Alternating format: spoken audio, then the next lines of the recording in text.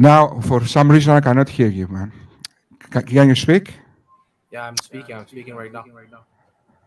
Yeah, now I can hear you, but it makes some, your voice is cutting off. But please continue. Sorry about that. Yes, so the title of the debate is? The title of the debate, as you requested, is what did you say? Does incest incest Morally justified in atheism, something like that.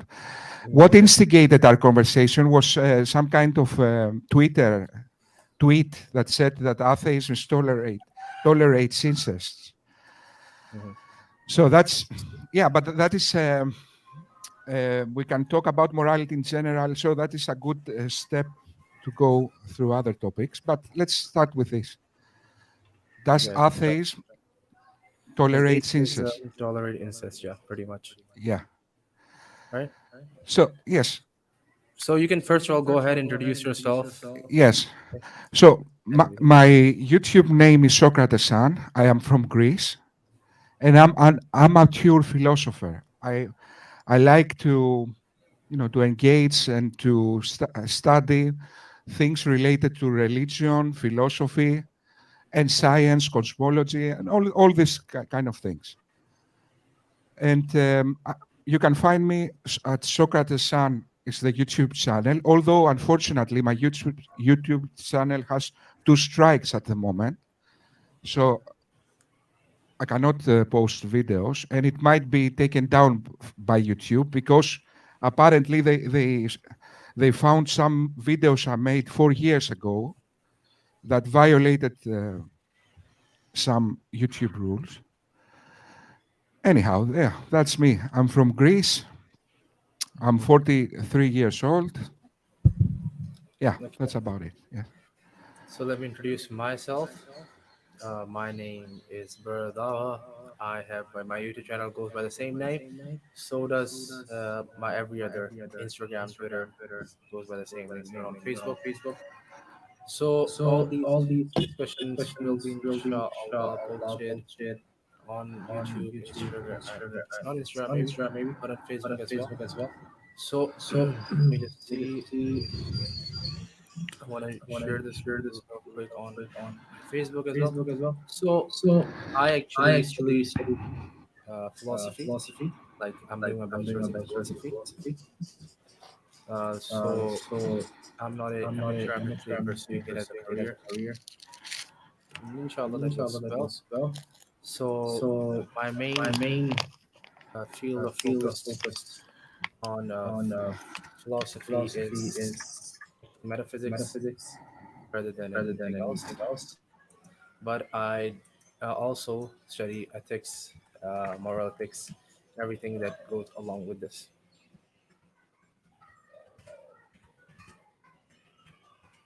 Would you call yourself liberal? Yes. I call myself liberal. Okay. Yes.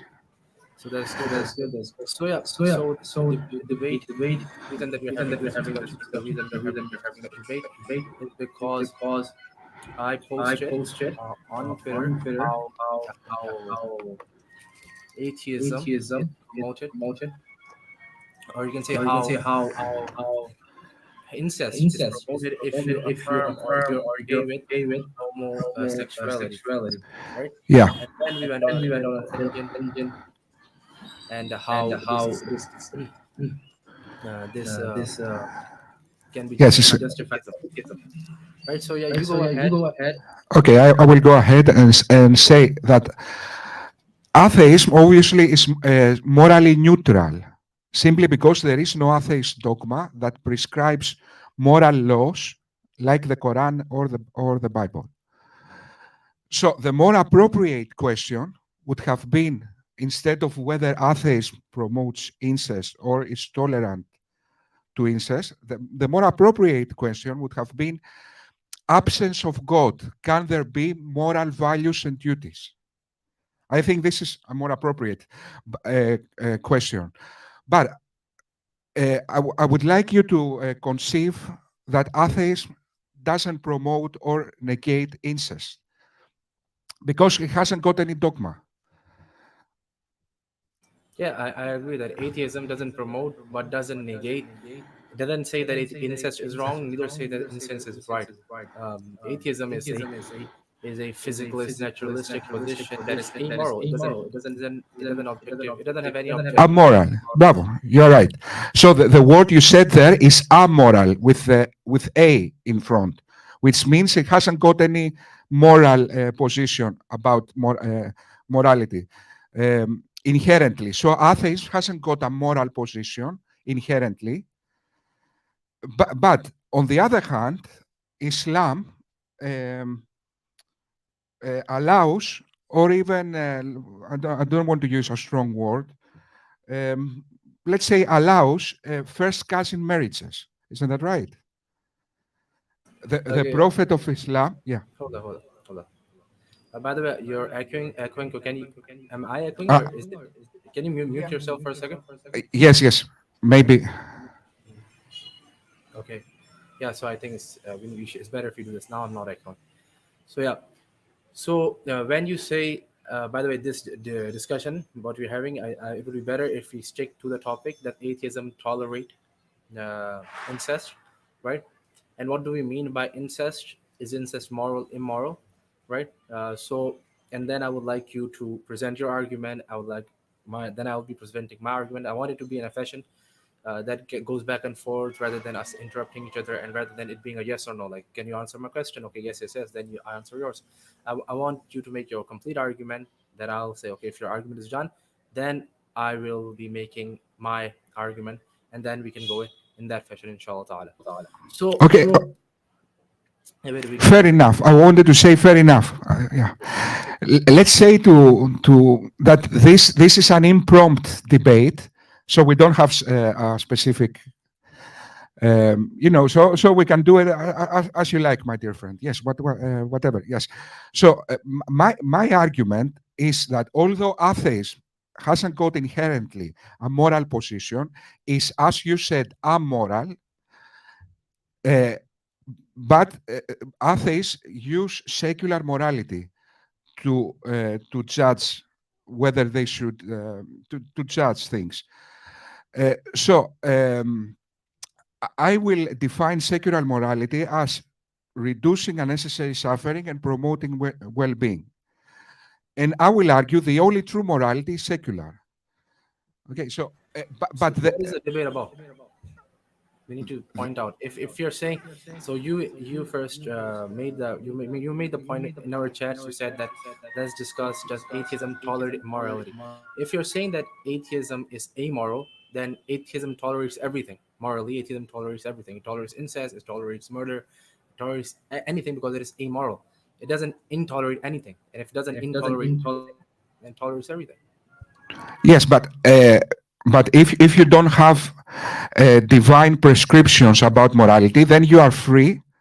What you are left is secular morality. In other words, you are judging things according to real consequences of actions in the real world, and that is more effective than judging things with blind faith to dogma. No, but the point I'm trying to make here is that you said that the crux of the debate itself is, does atheism tolerate incest? So are you changing the topic? Are you saying that you were wrong with this title? Because what I'm gonna claim that, can you mute yourself for a second? Okay. So what I'm gonna claim is that atheism itself doesn't have any morality. Atheism is just a claim of disbelief or lack of belief in God, right? So if atheism is that, then it doesn't have any moral structure by itself necessity. Now, an atheist can have different moral frameworks, which can be secularism. By the way, the one that you claim is utilitarianism. Utilitarianism itself is a kind of consequentialism. So consequentialism is a kind of moral ethical framework, or moral ethical basis rather, or an axiom from which you can make other moral frameworks. One of them is utilitarianism, and then even in utilitarianism, you have different kind of utilitarianism where you get like James Mill, Jeremy Bentham, Sidgwick. You get all these kind of weirdos. Then so atheism itself doesn't tolerate, like, for basically the point I'm trying to make is that an atheist doesn't himself need to be a secular or a utilitarian. An atheist can be an outright nihilist. An atheist can be a psychopath, because atheism itself is not It does not have any moral positives or negatives. Atheism is amoral. Atheism tolerates everything. So if you agree to this point, then I think we need to set another title for the debate. Does secularism tolerate? This is Yes, I agree to this point, but I don't agree with the statement you said that I believe in utilitarianism, but I agree in the general point you said that atheism, and in fact I said that initially, atheism is morally neutral. So it's amoral, as you very nicely said, amoral. In other words, hasn't got a moral position on things. So we agree on that. okay. So you said, how do you defined what is secular morality, and the way that you define it is completely exactly like as in utilitarianism. So please go ahead and define secular morality. You talked about pleasure and pain, like maximizing pleasure, minimizing pain. You talked about that, and now you're saying that it's not utilitarianism. So define it again. I think you misunderstood what utilitarianism is. Yes. Uh, my definition is reducing unnecessary suffering and promoting well-being. The thing that makes it kind of different from utilitarianism is the part of the well-being. Well-being is much more than pleasure and suffering, than utility. For example, I might die in a war and still serve my well-being. So my so is we can say that the harm principle applies if that harm includes harm in well-being. So well-being, I use how philosophers, moral philosophers, use the term well-being, which was more than just pleasure, suffering. It had other aspects as well. Yes. So it's not really utilitarianism. It's more about it's of It's still utilitarian. It's still utilitarianism. Because utilitarianism is basically the framework is utility, right? Something is so consequentialism is your moral actions or morality itself is based on the consequences of your behavior or action. That is consequentialism. Now utilitarianism is a specific kind of consequentialism where you look at the utility of what you do. Now the utility of what you do, in this case, the utility that you're seeking is the pleasure. Now you can add any other further principles to it. Now you can add harm principle, you can add the social pleasure, or you can add personal individual pleasure. Now you can play around with this, but it still remains utilitarianism. I Yeah, think that but let me ask a question. Okay, I don't have an objection of that. It's about definition. So we can define things, we can widen the definition. So I don't have a problem with that. But what I wanted to ask you is if I die in a war protecting my country and now I'm dead, is that still utilitarianism? yeah, if you say that it increases the social pleasure increases, or for example you say that the overall pleasure increases, right? So for example 10 people suffer more pleasure, like the overall pleasure of the society increases and the pain decreases uh, as a ratio, and that is your if you're saying that is how you judge what is right or wrong, right? For example, I go to war, I go to war with aliens. For example, I go to war with aliens. We kill the aliens. 100 people died, but 1 billion people survived, and they're happy now. So increase the overall pleasure, and only 100 people suffered. So this is definitely utilitarianism. Yeah, yes, but that implies that well-being is no more than just pleasure and suffering. Do you believe that? There are different ways you can say what well-being is. Now that's another discussion. Yeah, that's the essence of the discussion, because well-being is much more than pleasure and suffering. For example, there is necessary suffering. I might go to the doctor. Yeah, besides that, I can go to the doctor, for example, and I suffer, but I gain something, health. But that is besides the point. There are many things that are in well-being that are more than just joy and suffering. That is not at all controversial. That is what moral philosophers argue about, like Socrates. Okay, so Socrates in ancient Greece says you should not care about your social status, even your health. Okay, so you should care about virtue, or okay, so things like that. So virtue is much more in my than utilitarianism in the narrow sense of the word, related to suffering, related to just pleasure and suffering. Anyway, that's just about a definitional thing. But in my definition of morality, I include well-being. That uh, I say that well-being is much more than joy and pleasure. So I perceive my definition of morality not being as shallow as utilitarianism implies, because it includes the word well-being. In any case, if I am to continue, the, the reasons they struggle to accept secular morality is because they think it lacks objectivity, and they think that it lacks moral agency or moral weight. Isn't that right? That is the main reasons you object to secular morality. Isn't that right? It's more has to do with it not having any objective morality at all. Period. Exactly. Yes. So the objectivity. So uh, that is the one is the objectivity, and the other is that moral urgency and moral weight. But let's go to the objectivity. Here I notice a confusion between objective with absolute. For something to be objective, it just needs to be qualified. It doesn't need to be an absolute. So this is what confuses theists and think that you necessarily need God for objectivity, when in fact any moral theory can be objective as long as you qualify. To give compare that with a fixed point of reference. I know it sounds confusing, but I can give an example to try to communicate that. The devil thinks murder is good. Okay, that sounds subjective. Now, if I qualify this statement and I say, according to the devil, murder is good, now this statement became objectively true. Because now I fix the reference and I say, according to the devil, murder is good.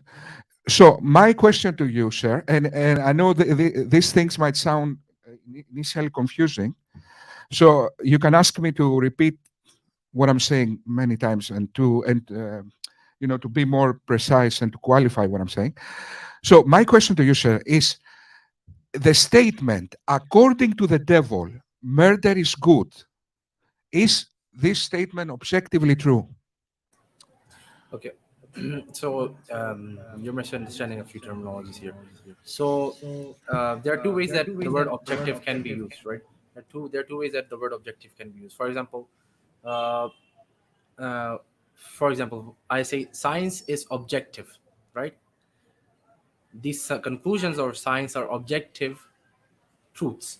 Okay, so science is an objective way of study. The conclusions of science are objectively true. The way that I'm using the term objective here are completely different in both cases. One is I'm saying that the method of science is objective, meaning that it's empirical. The way that they are testing, they're trying to verify, the methods themselves are empirical, they're objective, they are part of reality. Now, the conclusion itself, due to it being inductive, right, cannot be objectively true. So there are completely different ways that I'm using the word objective. When I say the method itself, the experimentation itself is objective, and when I say that the conclusion itself is objectively true, there are two different things. So objective can be reliable. The way that I'm saying that objective, the experiment itself is objective, meaning that the person is reliable, that the person who is trying to do the experiment is not trying to cheat. The person using the tools and the measurements, they're reliable tools and measurements. So these are objective. This is one way of using it, right? Or you can say it can be synonymous to being accurate, or synonymous to being reliable, okay, or trustworthy. So and you can look this up in the dictionary. You can find this is the more general way of using the word objective. But when we say it is objectively true, now this is where you're getting confused. When we say objectively true, we mean something as a part of reality. So when we say morality is objectively true, right? Or it is an objective fact, or it is objective. When you talk about morality, you're talking about meta ethics. You're talking about, is morality really something that is out there, not subjective?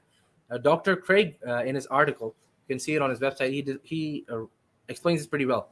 He says that when you're talking about morality, when you say objective morality, okay, objective morality is the opposite of subjective morality, okay, whereas absolute morality is the opposite of uh, relative morality. So objective morality is the opposite of subjective morality. Now, what is subjective morality? Subjective morality is something that is my opinion, something that is hypothetical, something that is assumptive, is assumptions, it is based on assumptions, the conclusion is based on assumption. That would be something like secularism, liberalism, so on and so forth. Now, something that is objective would be something like 2 plus 2 is equals to 4, okay? Or the sky is blue, or something like that. It would be subjective rather than it being, it would be objective and not subjective, because 2 plus 2 is 4. It is just a fact of reality. It's just a matter of reality, rather than, for example, I say I like ice cream, or ice cream is the best flavor, or vanilla ice cream is the best kind of ice cream. This is subjective, right? This is not a reality based fact. But when I say, now the question is, when I say incest is wrong, is it like me saying that vanilla is the best flavor, or is it like me saying 2 plus 2 is 4? If it is like me saying 2 plus 2 is 4, then it is objective, meaning it is a part of reality. But if I'm saying when it is murder is wrong, or raping a child is wrong, or incest is wrong, this is, and if I say it is subjective, it is basically like me saying I like vanilla ice cream, or vanilla ice cream is the best kind of flavor. So you can see how different and weird these two things can become. And it really is also applicable to reality. So Yeah. this is what we're getting confused with here. So yeah, go ahead. Yes, yes. Sorry about that. Yes, you're right about that. But okay, so if I say that that is morally wrong because that is against human well-being, let's say, okay, is this an opinion? Is it subjective like an opinion? Depends why you're saying it. For example, okay, so your objection is against subjective, meaning an opinion. In other words, according to I have one opinion, the other person might have another opinion. In other times in history, they had another view about morality. But if morality is related to well-being, and well-being is not an opinion, we have a general standard of well-being related to the human condition in this world, to the human state of this world, then I might make objective statements about morality when I relate that to human well-being, which is a constant. Is okay. So human well-being it is a constant. I can objectively say that something is morally wrong and not being an opinion, because now I fix my, as I said earlier, now I qualify my statement and I say related to human well-being. But what I'm trying to communicate is that it's not really about objectivity, it's about true definitions. So what we need to do is not uh, objectivity, in fact, is a red herring. It's not about objectivity, it's about true definitions of morality. So if your objection against secular morality is because it cannot be objective, that's not true. Secular morality can be objective if we relate our judgment to a fixed point of reference, let's say, to a constant, and that constant is human well-being. So what I'm trying to say is that your objection about secular morality not being objective, that doesn't work. Yeah, that works. That completely works, because you gave me the best example where I can refute it. So it has a point of reference, right? You're making it. You're basically doing the is-ought fallacy, which David Hume pointed out with Kant's theory and even Aristotle's theory of Nicomachean ethics, right? So you're saying that the point of reference is humans are like this, or for example, humans or humans prefer well-being, or humans thrive for well-being. That is a point of reference. Now I need to formulate a framework that can give us well-being, right? Now The question is, and the reason that we say it is not objective, because you're not able to prove if human wanting well-being is a good thing. You're saying the human wanting well-being is something that just is, right? Human wanting well-being, like human want well-being. Okay, good. That is just a matter of facts. Fine, that is an objective reality. But human or well-being being good is a leap. You're making a leap. That is an is to odd fallacy that David Hume pointed out. You're making a leap. You're not proving that well-being is good. So basically, or you can even say this is a naturalistic fallacy. Just because something is natural, or something is just a matter of fact of reality, okay, meaning in the sense of humans are this way, doesn't mean human ought to be this way. You need to prove why humans ought to be this way, and if you're able to prove that, that then that is objective reality or objective morality. You're not able to prove that, even if you make a point of reference. Are you getting the point? Yes, I totally get your point, which is a very good point. The old question, how we ought to be, okay, what you said is related to absolute morality. So I don't believe absolute morality exists. So I don't believe absolute morality exists. That doesn't mean objective morality doesn't exist. So we can define absolute morality. Okay, absolute morality.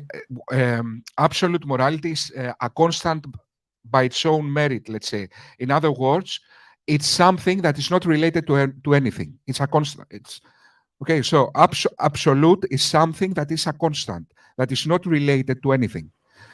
No, but can you understand? I think you misunderstand this. Okay, Yeah. so let me ask. This. For example, if murder is wrong, Yeah. okay, but I say that it can be right if I'm forced to kill.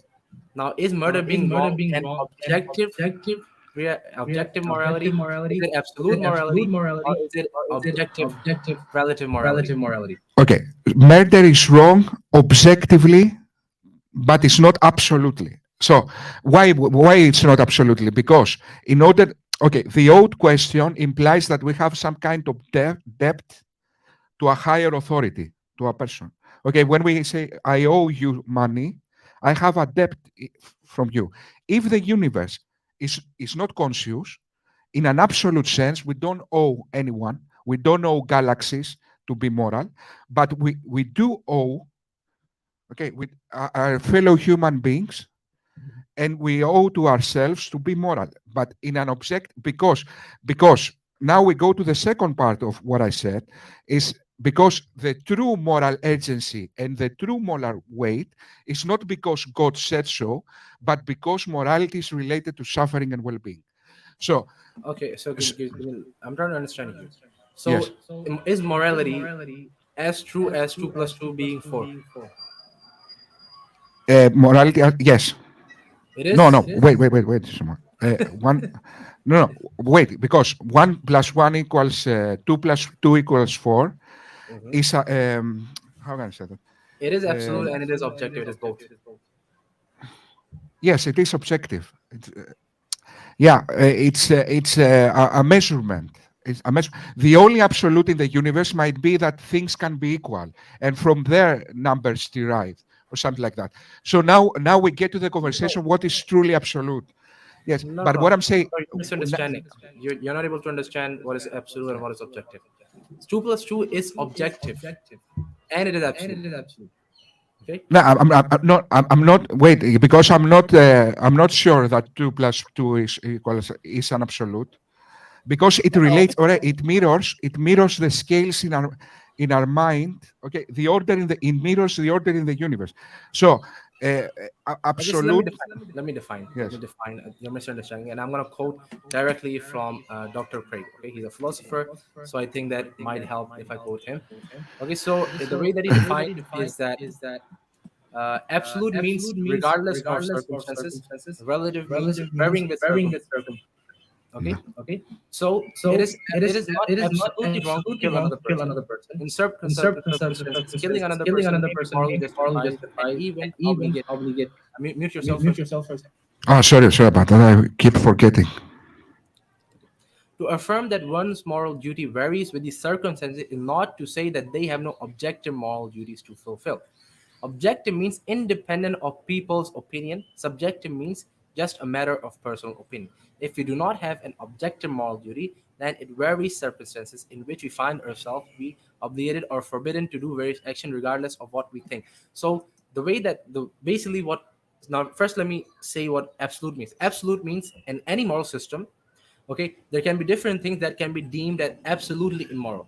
For example, a secular vegan, for example, would say that eating animal is absolutely moral, meaning it is always moral, it has always been immoral. You cannot eat animals. It is absolutely moral, meaning it, in no circumstances can you eat an animal, right? This would be absolutism, even though he will agree that this is subjective, meaning that it is based on his opinion. So it can be absolute but be subjective at the same time.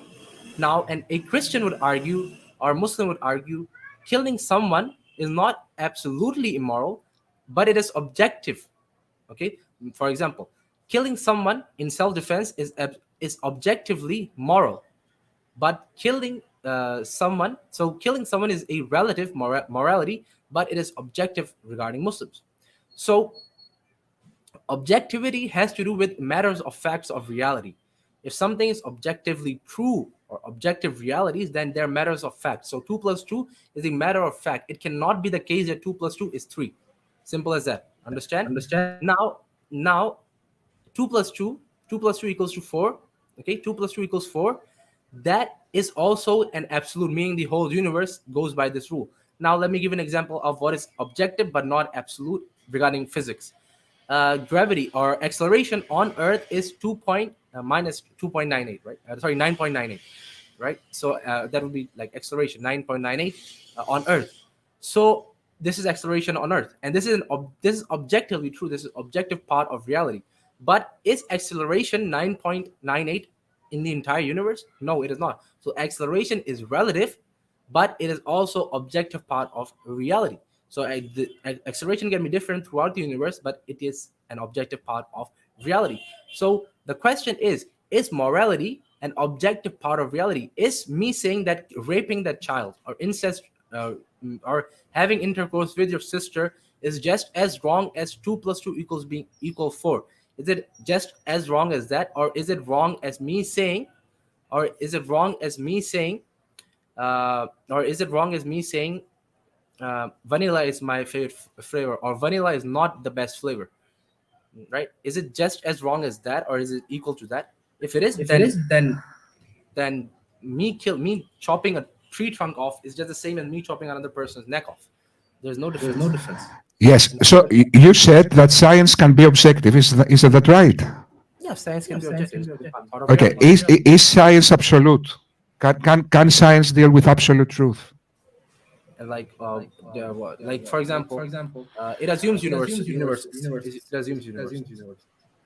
So, you said that science can be objective, but as we all know, science doesn't deal with absolute truth. So we see now a distinction between from objective to absolute. My claim, I am responding to the claim: can atheism account for objective morality? And the answer is yes. So that is different for subjectivity. It's different from opinion. If the question was, as you then said, can atheism account for absolute morality? The answer will be no, and no, nothing else can account for absolute morality, exactly because I believe there is no higher authority that dictates morality, and the true definition of morality is related to suffering and well-being. So I am now coming back to the point I was making initially. It's not about objectivity, it's about true definitions. So if we establish that, we can go on and we can investigate which is the true definition of morality instead of investigating whether objective morality exists. My question is very simple. Is saying that raping a 9-year-old, or let's take an easier example, murdering a child, is it just as wrong as 2 plus 2 being 4? Simple as that. If it is, then it is objective. If it isn't, then it is not objective. Yes, it is, because as you already said, that numbers can apply to objectivity. They are not necessarily. Then prove it. Then you need to substantiate it. How is it objective? Yes. Okay. So, murdering a child is objectively wrong because that increases unnecessary suffering and decreases human well-being. So if that is the true definition of morality, then killing a child is objectively wrong. Now, what we need to do is what I said initially. We need to investigate what is the true definition of morality instead of investigating whether morality can be objective. So I already, in a sense, refuted the main objection of theists against secular morality, which is it cannot be objective. Now we see that it can be, in fact, objective, and what we need to do is to investigate what is the true definition of morality. And I will argue that the only true morality is secular morality. And then I will need to ask you how we investigate. Wait, hold on. You made a few points. Okay, so you said that definition. We need to look at which definition is true or false. Okay, Yes. so this is a very basic mistake that you're making, right? Paul Wingardner, okay, he has a paper on can definition be true or false. Okay, and this is like everyone agrees. Can you mute yourself? Okay, thank you. So everyone agrees. Definition by themselves cannot be true or false. Definitions are just expression of concept. Exactly. Okay, so definitions by themselves are not and cannot be true or false. So if you're saying that we need to know what is a true definition of morality, there is no such thing as a true definition of morality. Definitions by themselves are not true or false. Is there any true morality? If there is, then I will define that morality. You're doing it the opposite way, and that is flawed. That is a logical fallacy. You cannot say Wait. Because you said something important. The definition is, let's say that the definition of the word definition is how we define things. Okay, so it's how we define things. So that is an argument in favor of secular morality. Because let's say, for example, the definition of jealousy. If I give another definition for jealousy and say jealousy means two chickens fighting, that doesn't matter because the meaning of jealousy still remains, no matter what word I give to define jealousy. So there must be some true definition of morality. Okay, so and what that is what we humans want to communicate. There is no true definition of you're misunderstanding here. There is no true definition. Definitions themselves are not true. There is one true morality, and then you use words to define it. Definitions are just words. What do those words signify? That can be true or false, right? The definition itself, for example, if I say "Uga buga shuga muga," this is a definition. Now, what does the definition signify? That can be true or false. If this definition signifies something that is true, that is a part of reality, then what I'm trying to signify is true, right? The definition itself can be, because definitions are just words and meanings, and words and meanings just convey concepts in my head. Now, are those concepts in my head true or false? That is what we need to discuss, not the definition itself. So you're misunderstanding how definition works. Yes. Okay. So wait, hold on. I'm not done. So when it comes to secular morality, if you're saying that secular morality is true, okay, it's actually true, and it is just as true as 2 + 2 = 4, and you also made the point that it is true because we want to increase well-being and decrease the pleasure or suffering. This was the point that you made. That was the premise that you made. Now, the question arises that you're still making the is to ought fallacy. If it is the way that humans want this, it doesn't mean that humans ought to be this. You're not able to prove this. You're making a leap of faith, and I can just open my book if I have it. Just give me a second. Like, go ahead, you can make a point. I want to look for my book. I already said that we don't owe to do anything in an absolute sense, exactly because there is no higher authority. There is, in my worldview, there is no higher authority to demand us. Owe mean, as I gave the example, if I owe something to you, that means that I, a conscious agent, owe to you, another conscious agent, something. In the assumption that the universe is not made by God, we don't owe anything in an absolute sense. And that is, okay, so now, when it comes to morality, the weight, how can I say that? The agency we feel, the moral agency we feel and the moral weight we feel in morality, and therefore we have to give an objective reason about morality, is not because God said so, it's exactly because morality is related to well-being. So when we humans want to Okay, communicate morality, no, you need to prove that. You no, made a statement. no, You made that yes, how morality we, is affected. okay, okay, If I fair disagree with enough. you, why am I wrong? Okay, fair enough. Okay, so when you say you need to prove that, what are the methods we use to prove something? So how we get to a sound argument? It needs to not contradict logic, and it also needs to relate to reality. Isn't that right? This is so. It needs to have the premises to be true, Yes, the not premises just to should be be true, consistent in and the logic. conclusion should follow. That's basically it. Yes, and the premises should be true. Isn't that right? Yes. So how we establish the premises to be true? From There's reality. many We different need to ways. investigate reality, in other words. So Yes. when I give an example based on reality, so if I start now giving you examples to demonstrate that the moral agency and the moral weight we feel is not because God said so, but because of well-being, that is evidence. That is strong evidence related to reality. Isn't that right? No, it's So not. it's not just logic, the evidence. We It's not. have logical evidence It's not good evidence. It's not good and evidence. empirical evidence. That's literally subjective. No, no, It's not no, no, evidence. no. It's not. No, you are wrong about it. Let me explain why. Okay, so you can make a logically consistent argument and not be true. Isn't that right? Yes. For example, the I used to say this naive example. Maybe I say the Lord of the Rings movie. It's logically consistent. So they need to take a ring and throw it to a volcano because that's the only way the ring will break, disappear. So that doesn't mean the Lord of the Rings movie is true, just because it's logically consistent. So what in fact defines truth is to have an argument which is not it not contradicts logic in an apparent way, at the same time relates to reality to be true. So now, if I want to demonstrate my statements to be true, what I need to do is, first of all, my statements not No, but you're not. contradicting the. No, no. You see, the thing is that you're not able to prove something objectively. Okay, an inductive argument can be a sound and a valid argument, but it is a probabilistic argument. You need to understand that. You're not able to understand that. Okay, Something that probabilistic is still subjective. very nice point.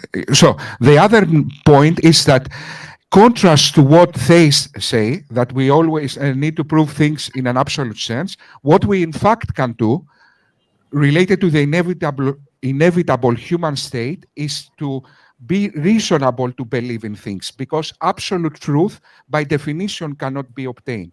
So when you are Okay. demand from it, wait, No, no. wait, no, yeah, you are right. So unless things that are direct contradictions, okay, unless things are direct contradictions or things like logical absolutes, perhaps, okay, except of those things, for everything else, okay, so we cannot prove anything else absolutely. So I No, no. cannot Okay, so are the laws of logic objectively true and absolutely true? okay, that's another question. I personally believe that Because the because if yeah. you're saying that the only thing that you can prove absolutely, by the way, you're using the term absolutely wrong here. Okay, Yeah. okay, the the laws of logic are objectively true, okay, and absolutely true. Okay, and things can be driven by the laws of logic that might be objectively true, but relatively true as well, not absolutely. Okay, that this is a completely metaphysical, logical thing, right? So if this is the case. If this is the case, can you mute yourself? Thank you. So if this is the case, if I'm able to, if you're saying that the only thing that you can prove absolutely, like for example, we can prove 2 + 2 = 4 by our laws of logic, but you cannot prove rape is wrong, or or murder is bad, or incest is wrong by your laws of logic. Okay, you are inferring, you are using inductive reasoning. Okay, when you're trying in secular morality, you're using inference or inductive reasoning or abductive reasoning. There's nowhere the premises themselves are not deductively proven, right? So if this is the case, then you saying it is not possible that 2 plus 2 equals to 4 is just as true as you saying incest is wrong. It is just not possible if you're saying that only laws of logic are true in that fashion. It's not possible. So you need to Okay. retract that. They both can be equally true. Okay. So the question I already said, incest is not absolute, is not morally wrong in an absolute sense. Okay, so my question to you now, wait. So What do you mean by incest? What do you mean by incest? incest, having relations with relatives. Okay, so your sister, Yes, okay, brother, mother. sister, brother, it's not morally wrong in an absolute sense. It's morally wrong in an objective sense. That is It my is claim. morally wrong in an And objective sense. yes, and now my question. Wait. Now my question comes back to you, and I ask you: can you prove that there is absolute morality? Because what you are asking for me is unreasonable. Because as we already established, except direct contradictions, like for example, a married bachelor, it's impossible for me to prove that morality is not absolute. Okay, so isn't that right? Unless Is I give evidence from reality. a married bachelor is impossible. Is that objectively true? No, that is absolutely true, and it's objective. That is objectively true as well. Yeah. Yeah. Absolutely true has to do with universality. Yeah, exactly. That's what I'm saying. Objectively true has to do with it being a part of reality, right? Exactly. Yes. Okay, I agree. If you say that incest is wrong, is a part of reality, you need to substantiate that. Exactly. Okay. So yes, but wait a moment. You are jumping logical spheres. Now you made a distinction from reality, from the absolute, the under. How can I say that? The absolute realm. Okay, you just made a distinction of reality with, let's say, the ontological absolute value of things. But now, okay, so I say there is no absolute value of things, and I gave reasons why I think there are not. Now you say you ask me to prove that. The only thing I can do, objectively. I didn't ask you to prove something yes, absolutely. I asked you to okay, prove objectively, exactly, and how, and I ask you how we can prove things. What I can do, what is reasonable, in fact, for me to do, relating to the human state in this world. Okay, what is reasonable for me to do to meet what you demand is first make some kind of argument that doesn't contradict logic in a direct way, and then give evidence from reality to substantiate my argument. That is what I'm saying. So now I can give you evidence why I think that the moral gravity, the moral urgency, let's say, or the moral weight we feel from morality is not because God said so, but because it's related to well-being. And I can give you some evidence. Can I start giving you some? Let's go. Even if you don't agree, let's analyze that and see, in order to take the debate forward. So let's say you were in a room. No, let me try to find some. Okay, let's say tomorrow, Bro, you're not Allah demanded something up. you're not proving how incest is objectively wrong. Yes, but what you are making unreasonable demands. You are demanding for me to prove something in an absolute sense, although they I'm never saying in an objective sense. Okay. objectively. Okay, I'm not saying it prove it universally. I'm saying it prove it objectively. okay. So what I can do? Objectively true. You need to prove to me incest is wrong. Is objectively wrong in Okay, some system or whatever. okay. So okay, Or so well-being is objectively good. You need to prove it. okay. So this is what I'm intending now. So when you say good or bad, you are referring to morality, isn't that right? So good. If the true definition of morality is what I define, then incest is objectively wrong related to the true definition of morality, I claim. And now I need to give reasons why my definition of morality is the true one. Isn't that right? What else can we do? See, definitions by themselves, you said that you need to show that how your definition is true. See, definitions by themselves are not true. Okay, is the concept true? Does the concept reflect reality? You need to prove that. So please go ahead. Yes, but neither your definition is true by definition. Yes. Just because you say morality, okay, so we have two competing definitions of morality. You say that morality is whatever God demands. Isn't that right? Arbiters. So wait just a moment. And we have two competing definitions of morality. You say morality is whatever God arbiters. I say morality is related to suffering and well-being.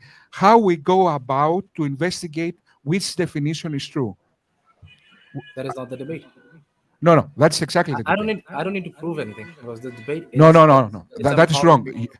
Yes, does atheism tolerate incest? That is the debate, right? That is the debate. The debate wasn't that does Islam tolerate or what does Islam say. Okay, so you're the one in the spot here who needs to substantiate your claims. Okay, so fair enough. I don't need to do fair enough. Okay, fair enough. So my claim is that incest is objectively wrong because it harms human well-being. And I claim the true definition of morality is related to human well-being. And now I will give reasons why that is true. So No, I hold can up. give. Yeah. Okay, so you said that it is wrong because it harms well-being, Yeah. right? Yeah. Now you need to prove that objectively. Yeah. What is wrong? What is wrong and right? You said well-being, okay, or harming Yeah. well-being. Going against Yeah. well-being is wrong. You need to prove that objective. That is on you. That burden of proof is on you. Please go Yes. ahead. Yes. Okay. So measurements. So in order to demonstrate. How can I say that? Measurements, you need to set an objective. For example, if we were to compare who is taller, the objective is height, and then we give some kind of measurement. So good and bad is related to this kind of measurement. For example, okay, so we need to give the objective. I will claim that morality only makes sense if it and has moral urgency and weight when the objective you are measuring is human well-being. Otherwise, it's irrelevant. So you can call morality, for example, if you call morality, if morality was in fact whatever God arbiters, that has no moral urgency or moral weight, because that doesn't say anything.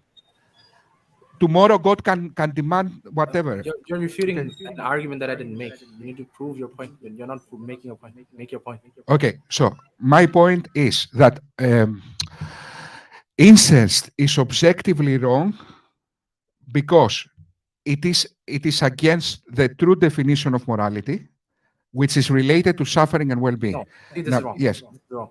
Yes. The way that the true definition of morality, you need to prove why something is true. Exactly. So now, I don't need to prove. I need to demonstrate objective to give reasons. Yes, fair enough.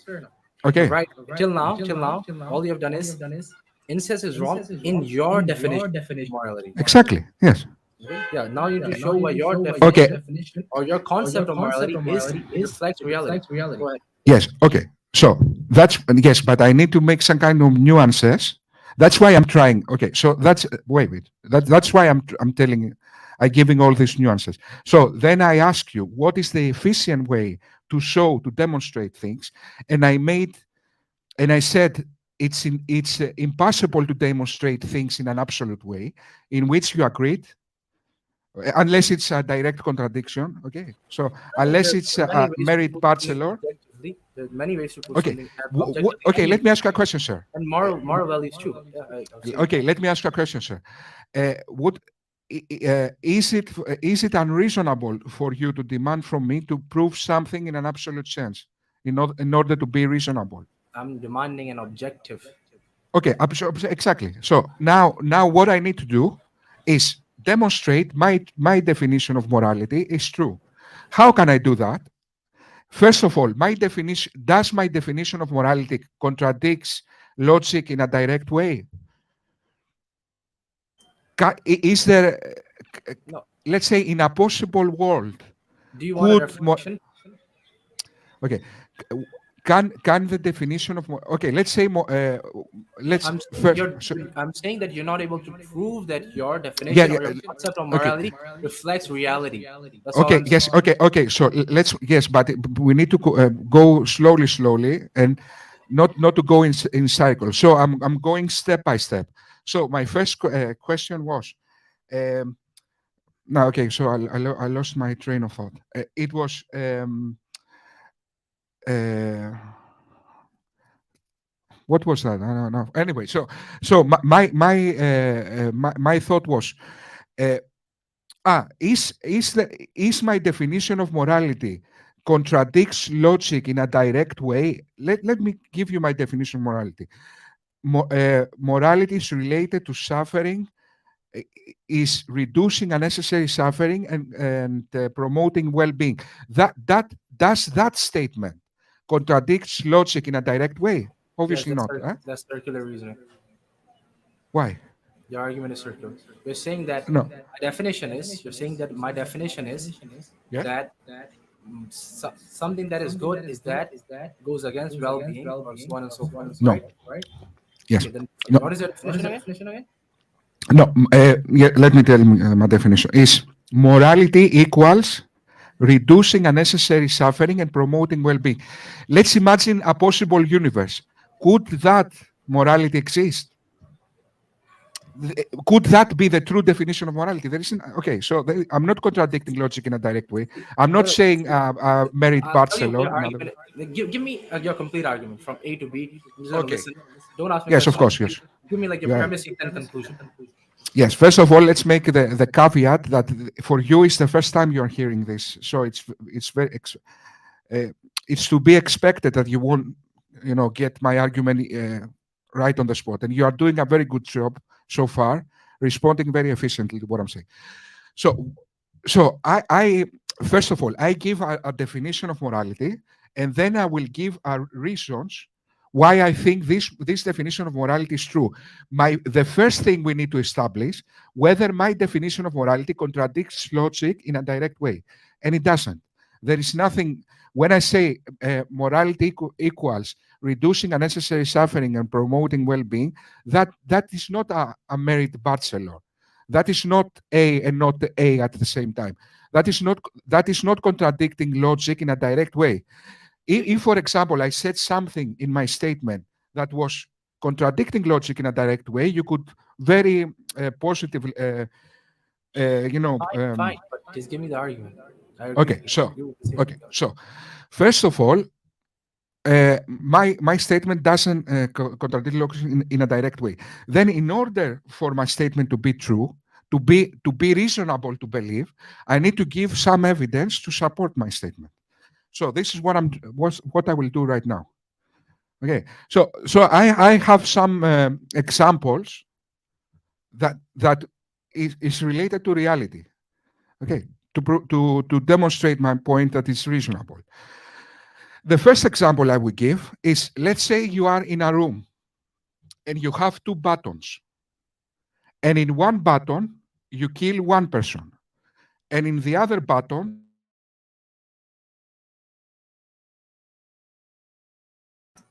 Can't hear you.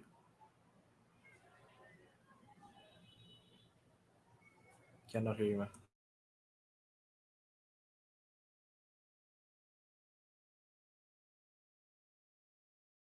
I think his Wi-Fi got disconnected or something. Let's see. Ooh, fireworks.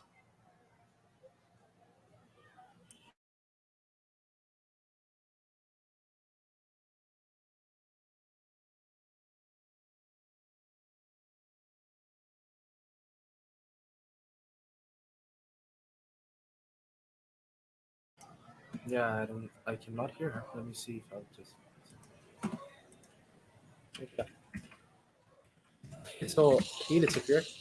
I have another debate coming up, and he wasn't able to prove it, and we've been going on for an hour, and he just disconnected. I'm just gonna end it here because I have another debate on Twitter right now, so I'll just go there, inshallah ta'ala. Assalamu alaikum wa rahmatullahi wa barakatuh, guys.